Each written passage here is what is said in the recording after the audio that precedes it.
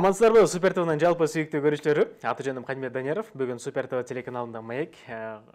Студиябыздын коногу алып баруучу тамада шоумен Бакыт Байсариев. Ассаламу алейкум. Алейкум ассалам. Кандайсыз? Жакшы. Жакшы. Кудайга шүгүр. Иштериңиз жакшыбы? Сонун, ойдогудай жакшы. Жаман деп айта албайбыз. Биз ойлогондой болуп атат, Кудайга шүгүр. Эшикте 40 градус ысык. 42 градус эшикте. Ал телефонду 40-ты көргөзүп атат. А тиги баштадагы датчик алдабайт да, 42 градусту көлөкөдө көргөзүп атат. Азыр эс алууга убакыт барбы? Сизди көрүп жүрөбүз. Дайыма эле мисалы Instagram баракчаңыздан деле той топур жакшылыктар кызматтасыз. Ооба. Жакшылыктар. Кайсы убакытта эс алып жетишип атасыз деги. Бир 4 саат 5 саат уктаганга жетишип калам. 4 саат 5 саат жетет мага.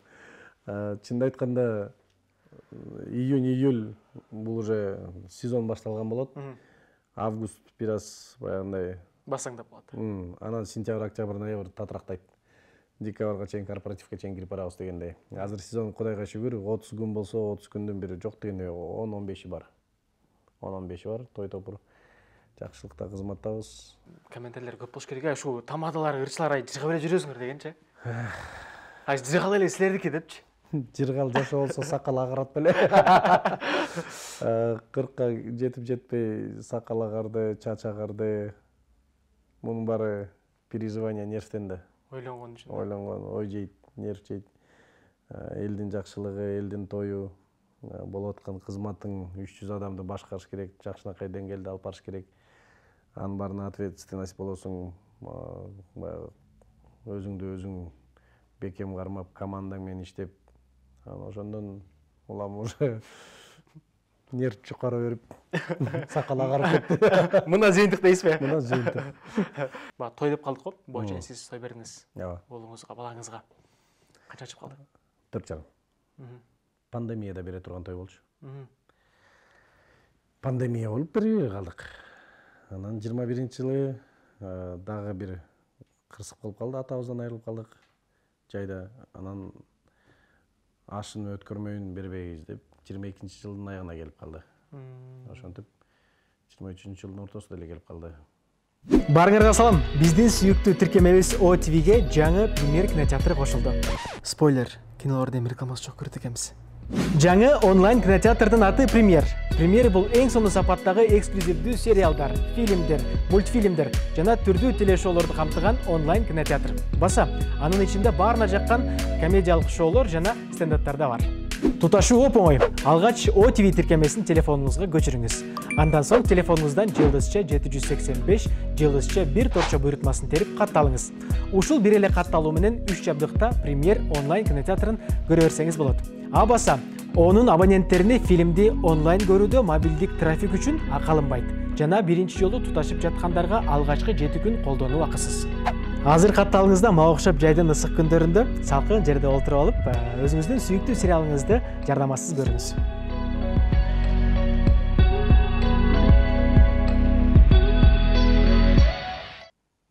Убакыт кете берет экен, бала чоңой берет экен, бирок аманатты аткарыш керек. Тушоосун кесип, чочосун кесип, оптом эле өткөрүп салдым. Бешигин дагы, тушоосун дагы, чочосун дагы сүнөткө турдук деп кыскасы. Элди кыйнабай, ага чейин үйүм деле бүтүп калган, үйдө өткөрдүм. Мамамдын 65 жашы болгон, аны деле өткөрдүм. Кызымдын мүнчө эле жашы, өзүм деле жаштарым эстеп эле коеюн. Кыскасы пачкалып кеткен да тойлорчу. Баарын чоңолтуп туруп эле бир кылып туруп эле элдин баарын кыйнап, эртегиси дагы бир айдан кийин той бербей оптом эле берип салдым. Ак канаттан согат деп коет го. Кызыңыз да сизди тартып, чыгармачылык жагына жакын болгонбу айтор, бийлеп, чечиктер барып турат го. Бийлеп жүрөт, тилди окуп жүрөт, Кытай тилин жакшы билет, бийди жакшы билет. Таланты жагынан атасын тарткан окшойт дейли. Бийчилик жагынан тарта бербейсиңби? Бирок апасы деле бийчи.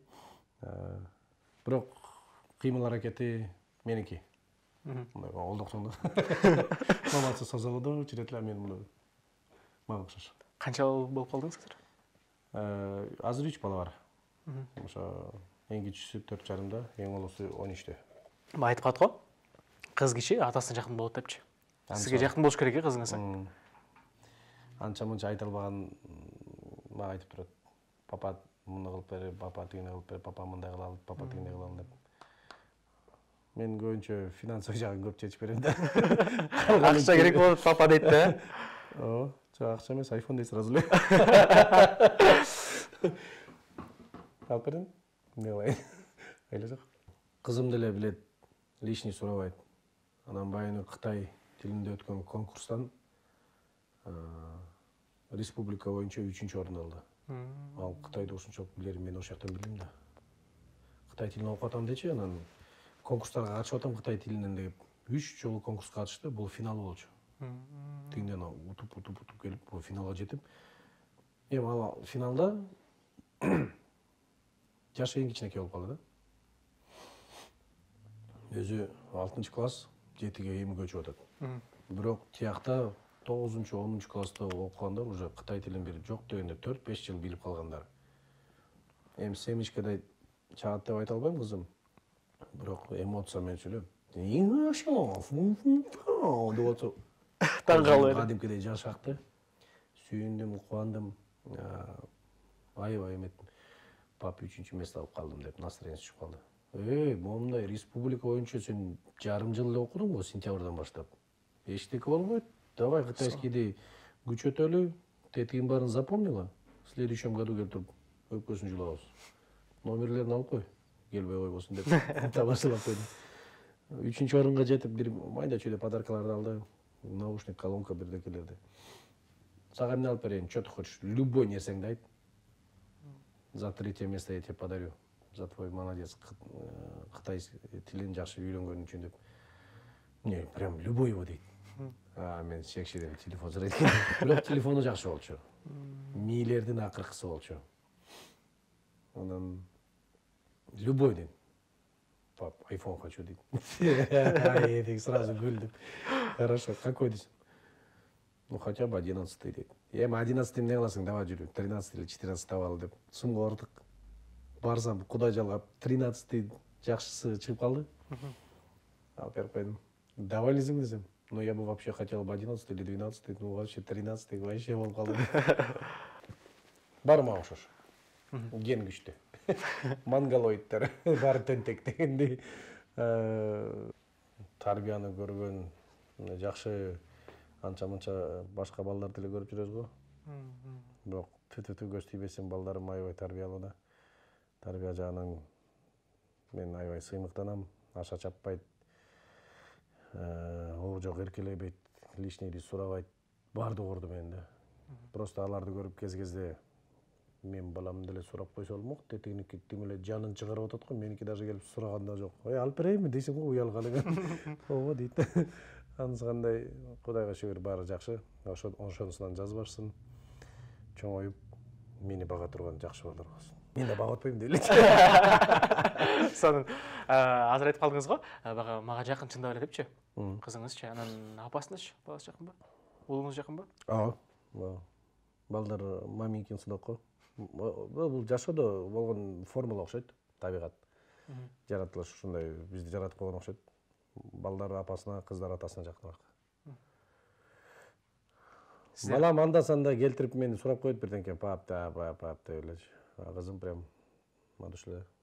Мен келгенде эми үйдө атмосфера өзгөрөт. Кичүүсү наоборот чартаңбай тебет. Папам келди деп. Аулалар мындай кичине спокойно болуп калат. Буга чейин татырактап жүргөн. Папа келди, папа. Тихо деп. Тиги кичүүсү, ами сальто секретте сразу. Сизди көргөндө сүйүнөт. Эч кимди укпай калат да, болду, торпеда, танк, кетти алдыга, любойн талкалайт. Мен кеткенден кийин эле шолкуй бала баягы. Чай чачмыз. Instagram баракчаңызга карасак, апаңыздын сүрөтүн байма чыгарып турасыз, жүктөп турасыз. Апаңызга жакын окшойсуз. Ооба. Мен деле табигаттын формуласы. Мен баласымда деп коесуз. Табигаттын жаратылыштын формуласына мен деле туш келип калган окшойм. Эркек бала апасына жакыныраак деп. Эми көп учурда ошо мамамдын колдосу, мамамдын ишенгени, мамамдын мага доверять эткени да. Ошо поддержкасы өтө мага чоң жардам берди жашоодо. Жакшы күндөрдө колдоп берди. Анча-мынча нерсени башка ата-энелер жок болбойт тышта. Токтот дейт эле. Давай деди. кээ бирки ата энелер мисалы баласын бийге алып барсак, каяктагы бий бар, тиякта окуу жок дегенде бокска бар, карате бар, каяктагы бий. Каяктагы бийге барасың да? Мама наоборот бийге алып барып, 1-класстан баштап берип койгон. 9-класска чейин мощно бийледим. Анан бир жер айтты, бийиңди токтотуп окууну эметесиң? Жок, адам что-то жакшылык көрчү деген бояк менен творчество менен кетет окшойм десем, делай деди. Болду, ошо бий менен эле дальше больше болуп кетип калдык. Мен мисалы тигини юрист болсом, врач болсом, милиционер бол деп айта албайм да. Каалаган колдоп берем. Каалаган жагын окутуп берем. Мага демек турбай мал доктор болсун, бирок өзүнө жакшы болгон. Мал доктор деле жакшы. Анын эмнеси жаман деңиз? Просто мен мал докторго биринчи жолу баягы күчүк бар болчу үйдө. Прививка алып барсам 2,5 миң сом дейт го. Базар жок, акча бияқта турбайт. Балдар менен айтканда, мал доктор болгон эле, кишини дарыган эмне кыласың? Мал доктор көбүрөөк акча алат деп. Апам мени баардык учурда колдоду деп атпайсызбы? Бүтүк жерден элепчи, анан ошол эле учурда бир учурда мисалы апаңыздын колдоосу, андан соң жубайыңыздын колдоосу да бар да. Үйдө колдоо болбосо жеңишке жетиш кыйын да. Тыл болуш керек. Тыл болуш керек. Алдыда жүрсөң, артыңда колдоп турган адамың керек.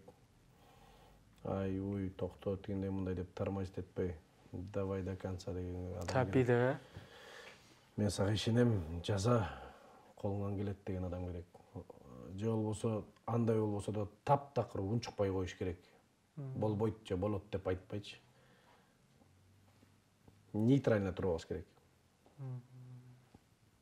Эгер негатив сүйлөй баштаса, болбойт, токтот, тияк бияк десе, анда сен уже оюң жазыла баштайт да ошолочу. Кылбай эле койсомбу дагы? Кайра өзүң заднийтей баштайсың. Болбосо уже 90% жумуш бүтүп калган да. 10% калган. Заднийтей берсең. Ошон үчүн ар дайым колдоп жүргүлө үй бүлөнү, балдарды, жакындарыңарды. Мен буга чейин айтып кеткендей, жана поддержка керек деп атпаймынбы? Түшүнүш керек, поддержка бериш керек. Анан эми ал деле күйөөгө тийип атканда билсе керек, кимге тийип атканын. Буга чейин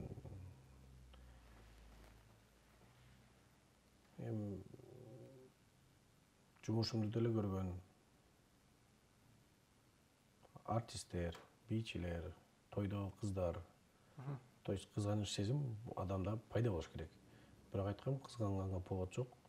Бул менин жумушум. 5 саат тигилер жыргатып, ойнотуп, күлдүрүп, эс алдырып, тоюн жогорку деңгээлде өткөрүп, батасын алып алып кетерим. Все, что было на той, остается на той депчи. Бүттүк нерсе ошол жерде деңиз, Полный калат ошол жакта. Мен азыр жашоомдо баарына ыраазымын. Жашоо мени алга каалагандай калчады. Бирок сынып калган жокмун. Апамдын, жакындардын, туугандардын, досторумдун поддержкасы менен жашадым. Мен 3 жолу үйлөндүм, 2 жолу ажыраштым. Бирок буга бирөө күнөөлүү эмес деп айта албайм. Бул болгон жашоодо эле жок. Эки адам табышпай калган нерседен келип чыккан нерсе. Бирок азыркы күнү жашап аткан жубайым, балам мени колдоп, бардык жагынан жардам бергенине өтө кубанам. Кайын журтум меники Көлдөн, Талинка, Карабой. Ал жакта туугандар бар, анан Кара Балтада туугандар бар. Эки жак менден катышабыз, чайлашабыз, жакшылык жамандыктарга катышабыз. Кыскасы баары жакшы. Мени үйдө сонун поддержка кылат. Үйдө мен жокто мени жок кылдырбайт. Туугандарым келсе, өзүнүн ата энесин тозгондой эле тосуп алат. Кыскасы бардыгы идеал. Азыркы жашоого мен толугу менен ыраазымын. Кудайга ыраазымын, жакындарыма ыраазымын. Мисалы кырсыктап калсаң, значит, Кудай сени чоң бир нерседен сактап калды да, ошо менен кутулуп кеттиң депчи. Жаңадан бир турмуш кургандачы, кызганган учур көп эле болсо керек, Мисалы сиздин кызганган, бирок көргөзгөн эмес. Анан мен байкадым да, айттым, сен ага кызганба. Бул кызгана турган нерсе эмес. Don't worry, be happy деген. Relax депчи. Вообще кызганба. Мен өзүң көрүп атасың, Инстаграмдан мени канча адам сүрөткө түшүп, мени репост кылып, лайк кылып, дегендей кылып басып комментарий жазып. Мен эрикпей бүт баарына жооп берем, бүт баарына репост кылып берем, бүт баарын. Анан кыздар кучакташып түшөт. Кармалап ийет, колума минтип. Анан келгенде ошол жерде чоң кылып чыгарып алып деген эсе. Чыгарып плакатка. Бу эмне дейт? Эмне болмок эле? Экөөбүздүн колубуз кармалып туруп эмне кылайын? Эмне репост кылайын? Эми болду дейм. Тарынган учурда эмне аласыз жубайыңыз? Жок, түшүндүрүп эле айтып берем. Тарынбайт эле. Мындай. Тарынса да буга тарынбайт да. Өзү кеч келем. Айтмакчы, көп жумушумду кечинде саат 5-6дан баштап, элдики эртеменки 8де жумуш башталса, меники саат 5-6да башталат. Элдики саат 1-2де обед болсо, меники түнкү 12 обед болот. Элдер түнкү 12де 5-чи түшүн көрүп атса, мен саат 3дө только жатам. 4дө жатам. Элдер эртең менен жумушка кетип атса, мен 5-чи түшүн көрүп аткан болом. Айтып атпайм, балдарга деле каалаган жаза турам. Жубайымды деле кааласа ночной клубка барып келейинчи дейт. Барып кел. Жубайыңыз Кетет. Эртең менен 4дө келет. Нормально. Папа. Сизде ошол учурда кызгануу болбойбу, беке? Жок. Эмнеге? Кызганасың го, мисалы. Жок. Кызганбайсың. Душка кет, эмне тиги душевный разговор менен кыздар менен отурушат, андан кийин клубка барышат, мындай өзүнүн компаниясы бар, подружкалары бар, шернелештери бар. Ишенич болсо, эң башкысы. Конечно. Болду, ха? Ишенич болбосо анда жашабай эле коюш керек. Ишеним менен жашаш керек. Ишенбесең зачем жашап? Өзүңдү өзүң алдап эле, калып эле, сомнение болуп эле, уруша албай эле. Ишенбесең жашабай эле коюш керек. Мага ошондой эле. Ишенбейсиң, болду. Следующий дечи. Анан юбилей туурасында сүйлөшүп калганда, сөз түрдө айтып калдык. Азыр сиз апаңыздын бага сүрөттөрүн көбүрөөк чыгарып каласыз депчи. Сиздин азыр кичинекей чагыңызга токтолгум келип турат да. Буга чейинки берген маектериңизден, буга чейинки берген барчага берген маектериңизди көрүп чыгып, окуп чыккандан кийин, сиздин бага кичинекей чагыңыз мен үчүн аябай кызыктуу болду да. Кичинекей чагыңыздан бага чоңойгон күндөрүңүз, менимче тайжаңызда чоңойдуңуз. Мамамдын улуу эжеси менин тай эжем. Анан мамамдын жездеси менин тай жездем. Алардын колунда ата апа деп өсүп калгам. 1 жашыман баштап, 10 айыман баштап, эс тарткы чакта, 7 жашка чейин. Алар мени өзүнө эле бала кылып алып калайын деген, бирок мамам болбой эле шаргап кетип калган. Кыскасы мен айылда эле чоңойгом. Айылдык эле жигитмин дегенсиз. Кара эле болгон сон айылдык жигит дегендей. Анан мектепти Бишкектен окудум. Университет. Бала чак кезде Жети Өгүз району, Тосор айылы. Мамам ошол жака биякта иштеген үчүн жумуштары көп болуп, садикке очередь болуп, батпай калган үчүн тияка берген.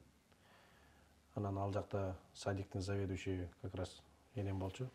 Жашы керемет го. 1 коробка ирисин өстүнө отуруп сийип койчумун дегенде. Жашы мощный болду аякта. Анан бул жактан деле садикке келип аттым. Бирок тиякта жүргөн мага жакшыраак жаккан да. Ошондо канча жашыңызга чейин жүрдүңүз? 7 жашка чейин көбүнчө ошо айылда эле болдум. 7 жашка чейин. Анан бияка келип кетип, каникул 1-чи күнү башталды дегенде эртеси эле эртең менен 7-де вокзалдасың го.